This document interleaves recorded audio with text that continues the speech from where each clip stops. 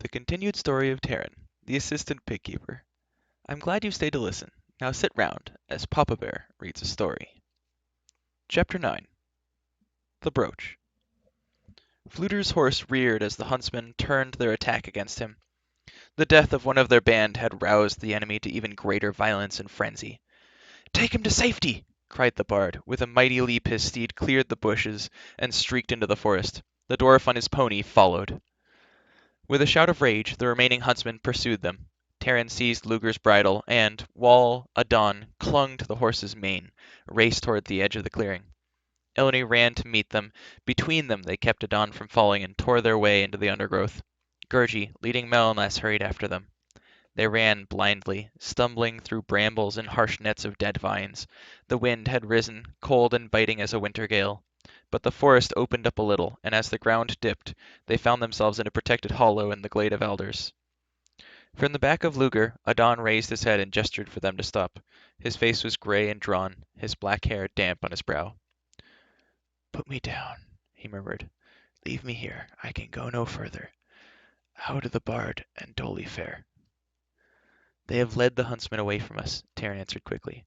"We are safe here for a while. I know Dolly can throw them off our trail, and Fluter will help him. They'll join us again somehow. I'm sure of it. Rest now. I'll fetch your medicines from the saddlebags."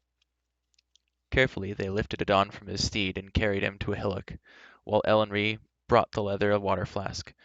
Terran and Gurgi unharnessed Luger and set the saddle under Adan's head. The wind howled above the trees, but this sheltered spot, by contrast, seemed warm. The driven clouds broke away. The sun turned the branches to gold. Adan raised himself. His eyes scanned the glade, and he nodded briefly. "Yes, this is a fair place. I shall rest here." "We shall heal your wound," Terran replied, hastily opening a packet of herbs. "You'll soon be comfortable, and if we must move, we can make a litter from branches and sling it between our horses." "I am comfortable enough," Adan said. "The pain is gone, and it is pleasant here, as warm as spring." At Adan's words, Terran's heart filled with terror. The quiet glade, the sun on the alders, seemed suddenly very menacing. "Adan!" he cried in alarm. "This is what you dreamed!" "It is much like it," Adan answered quietly. "You knew then!" cried Terran. "You knew there would be peril for you. Why did you not speak of it before? I would never have sought the marshes. We could have turned back." Adan smiled. "It is true. Indeed, that is why I dared not speak. I have yearned to be again at the side of my beloved Arianlyn, and my thoughts are with her now. But had I chosen to return, I would ever wonder whether my choice was made through wisdom or following the wishes of my own heart. I see this as it must be, and the destiny laid upon me. I am content to die here." "You saved my life," Terran cried. "You will not lose your own for mine." "We shall find our way to Carrickadorn and Gwydion." Adan shook his head.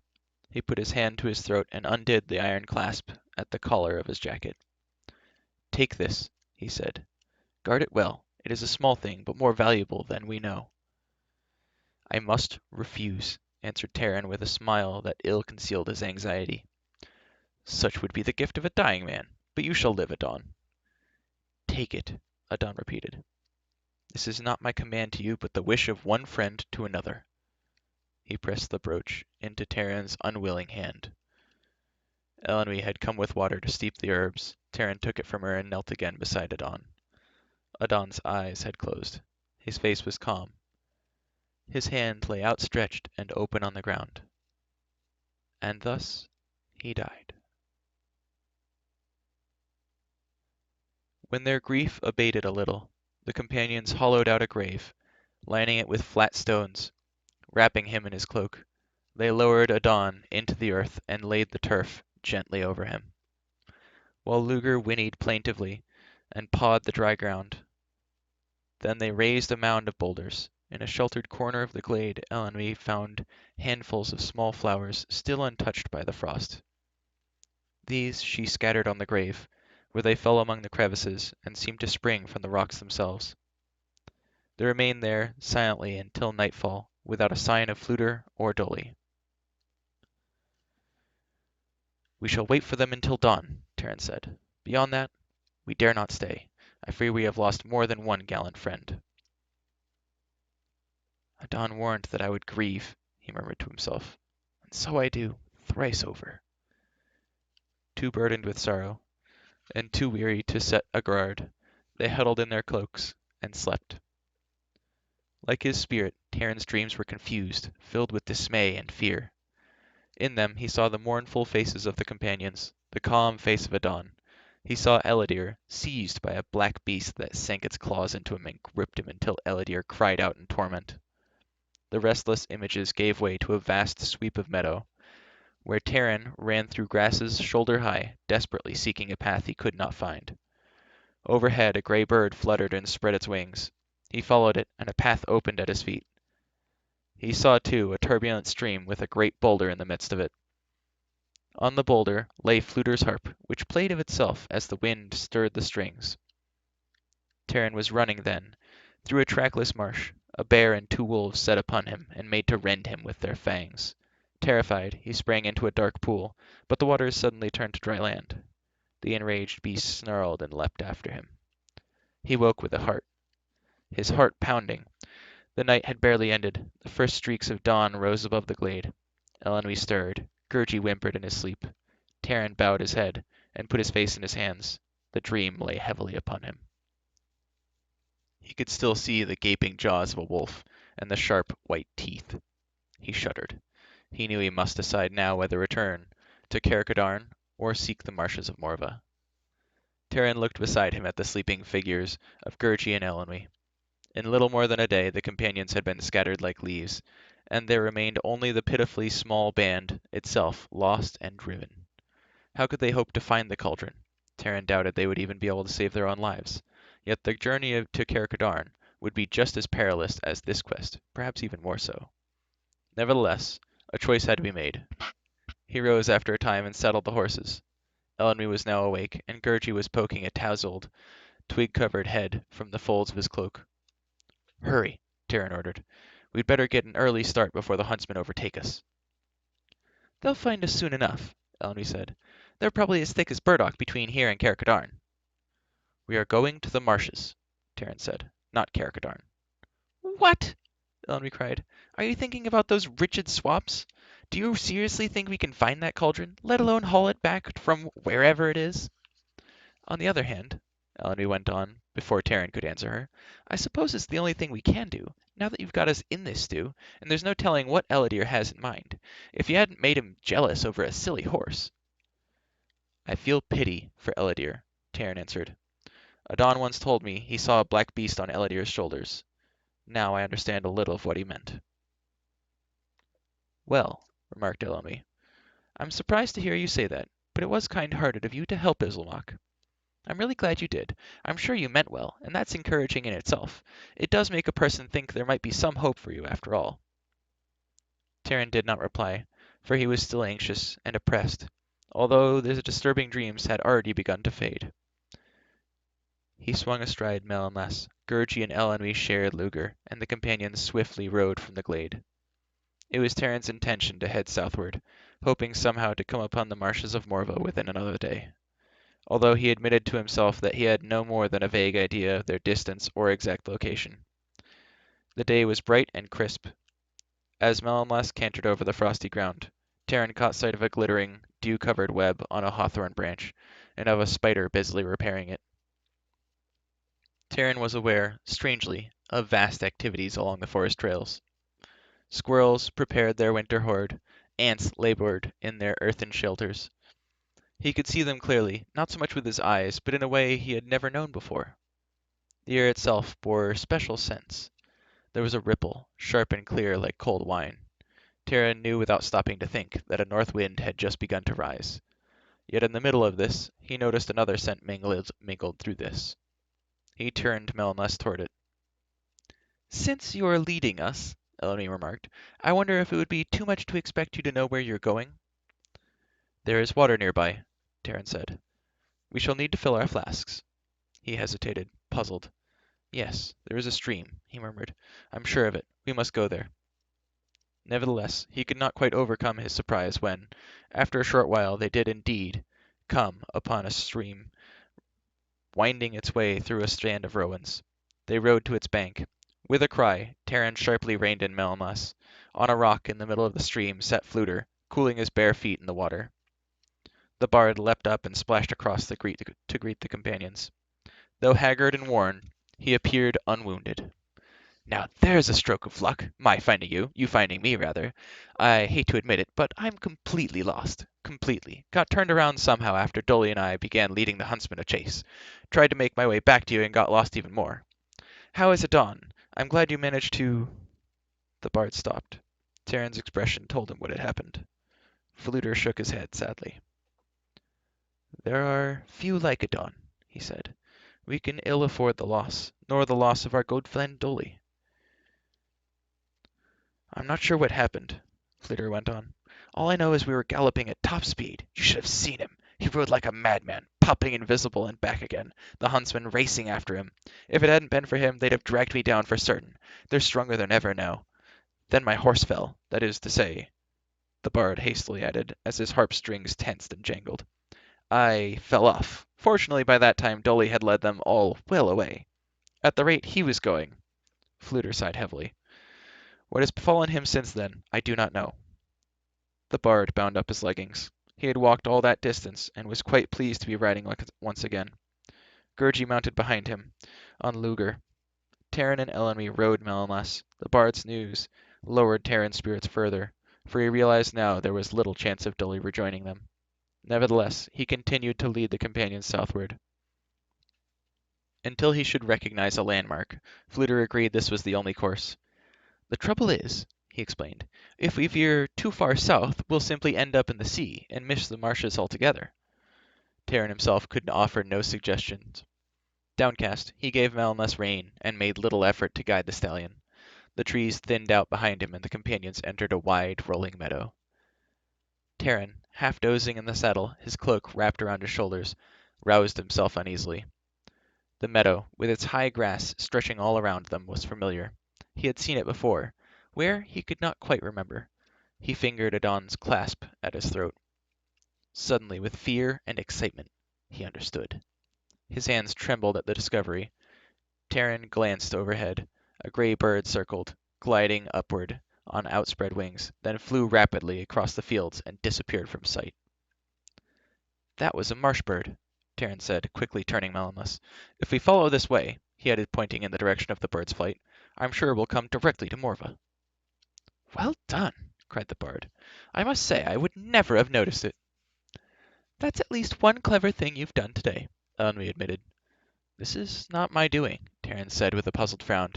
"Adan spoke the truth. His gift is a precious one." He told Elenwy hurriedly about the clasp and the dreams of the night before. "Don't you see?" he cried. "I dreamed about Fluter's harp, and we found Fluter himself. It wasn't all my own idea to go looking for a stream, it just came to me, and I knew we would find it. Just now, when I saw the bird, that was in my dream, and there was another dream, a terrible one, of wolves. That's going to happen too, I'm sure of it. Adan's dreams were always true. He told me of them." At first, Elenwy was loath to believe him. "Adan was a wonderful man," she said. "You can't tell me it was all because of a piece of iron. I don't care how magical it is." "I don't mean that," Terran said. "What I believe," he added thoughtfully, "is that Adan understood these things anyway. Even with his clasp, there is much I do not understand. All I know is that I feel differently somehow. I can see things I never saw before, or smell, or taste them. I can't say exactly what it is. It's strange and awesome in a way, and very beautiful sometimes. There are things that I know." Terran shook his head. "And I don't even know how I know them." Elenwy was silent for a moment. "Yes," she said slowly. "I do believe it now. You don't even sound quite like yourself. Adan's clasp is a priceless gift. It gives you a kind of wisdom," she added, "which I suppose is something assistant pigkeepers need more than anything else." Chapter 10. The Marshes of Morva. From the moment the marsh bird appeared, Terran led the companions swiftly, following without hesitation, a path which now seemed quite clear. He felt the powerful muscles of Melmoth moving beneath him, and guided the steed with unaccustomed skill. The stallion responded to this new touch on the reins with mighty bursts of speed, so much so that Luger could barely keep pace. Fluter shouted for Terran to halt a bit and let them all catch their breath. Gurgi, looking like a wind-blown haystack, gratefully clambered down, and even Ellenby gave a sigh of relief. "Since we've stopped," Terran said, "Gurgi might as well share out some food, but we'd better find shelter first, if we don't want to get soaked." "Soaked?" cried Fluter. "Great Beelin, there isn't a cloud in the sky. It's a gorgeous day, taking everything into consideration." "If I were you," Ellenby advised the puzzled bard, "I should listen to him. Usually that's not a wise thing to do, but the circumstances are a little different now." The bard struggled and shook his head, but followed Terran across the rolling fields into a shallow ravine. There they found a wide and fairly deep recess in the shoulder of a hill. "I hope you aren't wounded," remarked Fluter. "My war leader at home has an old wound that gives him a twinge when the weather changes. Very handy, I admit, though it does seem a painful way of foretelling the rain. I always think it's easier just to wait. Every kind of weather's bound to come along sooner or later." "The wind has shifted," Terran said. "It comes from the sea now. It's restless, with a briny taste. There's a smell of grass, and weeds too, which makes me think we aren't far from Morva. If all goes well, we may reach the marshes by tomorrow." Soon afterward the sky indeed clouded over, and a chill rain began pelting against the hill. In moments it grew to a heavy downpour. Water coursed in rivulets on either side of their shelter, but the companions remained dry. "Wise master," shouted Gurgi, "protects us from slippings and drippings." "I must say," the bard remarked, "you foretold it exactly." "Not I," said Terran. "Without Adan's clasp, I'm afraid we'd all have been drenched." "How's that?" asked the perplexed Fluter. "I shouldn't think a clasp would have anything to do with it." As he had explained to Ellenby, Terran now told the bard what he had learned of the brooch. Fluter cautiously examined the ornament at Terran's throat. "Very interesting," he said. "Whatever else it may have, it bears the bardic symbol, those 3 lines there, like a sort of arrowhead." "I saw them," Terran said, "but I don't know what they are." "Naturally," said Fluter. "It's part of the secret lore of the bards. I learned that much when I was trying to study for my examinations." "But what do they mean?" Terran asked.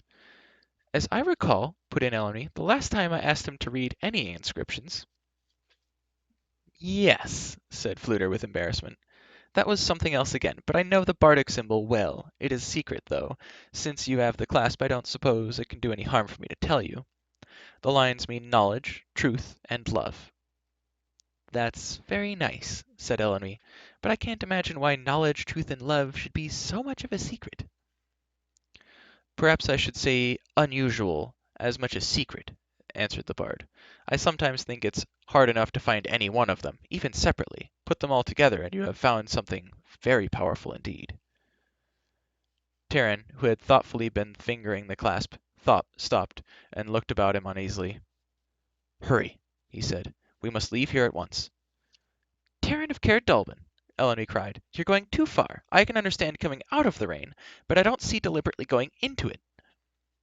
Nevertheless, she followed, and the companions, at Terran's urgent command, untethered the horses and ran from the hillside. They had not gone 10 paces before the entire slope, weakened by the downpour, collapsed with a loud roar. Gurgi yelped in terror and threw himself at Terran's feet. "Oh, great, brave, and wise master, Gurgi is thankful. His poor tender head is spared from terrible dashings and crashings."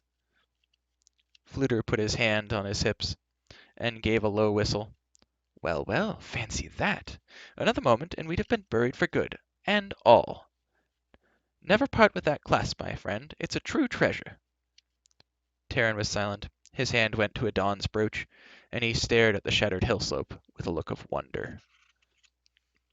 The rain slackened a little before nightfall. Although drenched and chilled to the bone, the companions had made good progress by the time Terran allowed them to rest again. Here, gray and cheerless moors spread before them. Wind and water had worn crevices in the earth, like the gouging of a giant's fingers. The companions made their camp in a narrow gorge, glad for the chance to sleep, even on the muddy ground. Terran drowsed with one hand on the iron brooch, the other grasping his sword. He was less weary than he had expected, despite the grueling ride.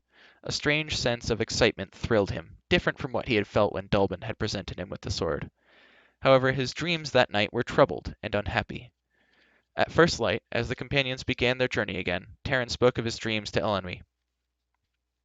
"I can make no sense of them," he said with hesitation. "I saw Ellidyr in mortal danger. At the same time, it was as though my hands were bound, and I could not help him." "I'm afraid the only place you're going to see Ellidyr is in your dreams," replied Elenwy. "There certainly hasn't been a trace of him anywhere. For all we know, he could have been to Morva and gone, or not even reached the marshes in the first place. It's too bad you didn't dream of an easier way to find that cauldron and put an end to all of this. I'm cold and wet, and at this point I'm beginning not to care who has it." "I dreamed of the cauldron too," Terran said anxiously. "But everything was confused and clouded. It seemed to me we came upon the cauldron, and yet," he added, "when we found it, I wept." Elenwy for once was silent, and Terran had no heart to speak of the drama again. Shortly after midday they reached the marshes of Morva. Terran had sensed them long before, and as the ground had begun to turn spongy and treacherous under the hoofs of Melnless, he had seen more marsh birds and had heard, far in the distance, the weird and lonely call of a loon. Ropes of fog, twisting and creeping like white serpents, had begun to rise from the creaking ground. Now the companions halted and stood in the silence at a narrow neck of the swamp. From there the marshes of Morva stretched outward to the westward to the horizon. Here huge growths of thorny firs rose up. At the far side Terran distinguished meager clumps of wasted trees. Under the gray sky pools of stagnant water flickered among dead grasses and broken reeds. A scent of ancient decay choked his nostrils. A ceaseless thrumming and groaning trembled in the air. Gurgi's eyes were round with terror, and the bard shifted uneasily on Luger. "You've led us well enough," said Elenwy, "but how do you expect to go about finding a cauldron in a place like this?" Terran motioned her to be silent. As he looked across the dreaded marshes, something stirred in his mind. "Do not move," he cautioned in a low voice. He glanced quickly behind him. Gray shapes appeared from the line of bushes, straggling over the hillock. They were not two wolves as he had thought at first, but two huntsmen in jackets of wolf pelts. Another huntsman in a heavy cloak of bear skin crouched beside them. "The huntsmen have found us," Terran went on quickly. "Follow every step I take, but not a motion until I give the signal." Now he understood the dream of the wolves clearly, and knew exactly what he must do. The huntsmen, believing they could take their prey unawares, drew closer. "Now!" shouted Terran. He urged Melonless forward and galloped headlong into the marshes, heaving and plunging. The stallion labored through the mire. With a great shout the huntsman raced after him. Once Melonless nearly foundered in a deep pool. The great strides of the pursuers brought them closer, so close that in a fearful, backward glance, Terran saw one of them, teeth bared in a snarl, reach out to clutch the stirrups of Luger. Terran spun Melonless to the right. Luger followed. A shout of terror rose behind them. One of the men, clad in wolfskin, had stumbled and pitched forward, screaming as the black bog seized and sucked him down. His two comrades grappled each other, striving desperately to flee the ground that fell away under their feet. The huntsman in bearskin flung out his arms and scrabbled at the weeds, growling in rage. The last warrior trampled the sinking man, vainly seeking a foothold to escape the deadly bog. Melonless galloped onward. Brackish water spurted at his hoofs, but Terran guided the powerful stallion along what seemed a chain of submerged islands, never stopping even when he reached the far side of the swamp. There, on more solid ground, he raced through the firs and beyond the clump of trees. While Luger pounded after him, Terran followed a long gully toward the protection of a high mound. Suddenly he reined in the stallion. At the side of the mound, almost a part of the turf itself, rose a low cottage. It was so cleverly concealed with sod and branches that Terran had to look again to see there was a doorway. Circling the hill were tumble-down stables and something resembling a demolished chicken roost. Terran began to back Melness away from the strange cluster of buildings and cautioned the others to keep silent. "I shouldn't worry about that," Elenwy said. "Whoever lives in there surely heard us coming. If they aren't out to welcome us or fight us by now, then I don't think anyone's there at all." She leapt from Melnless and made her way toward the college. "Come back!" Terran called. He unsheathed his sword and followed her. The bard and Gurgi dismounted and drew their own weapons. Alert and cautious, Terran approached the low doorway. Ellenby had discovered a window, half hidden by turf and grass, and was peering through it. "I don't see anybody," she said as the others came up beside her. "Look for yourself." "For the matter of that," said the Bard, ducking his head and squinting past Elmley, "I don't think anybody's been here in some time. So much the better. In any case, we'll have a dry place to rest." The chamber, Terence saw, indeed seemed deserted of inhabitants, at least, for the room was even more heaped and disorderly than Dulbin's. In one corner stood a wide loom with a good many of the threads straggling down. The work on the frame was less than half finished, and so tangled and knotted he could imagine no one ever continuing it. Broken crockery covered a small table. Rusted and broken weapons were piled about. "How would you like it," asked a cheerful voice behind Tarrant, "if you were turned into a toad and stepped on?" This concludes Chapter 10. Thank you for listening, and remember, have a good day. You deserve it.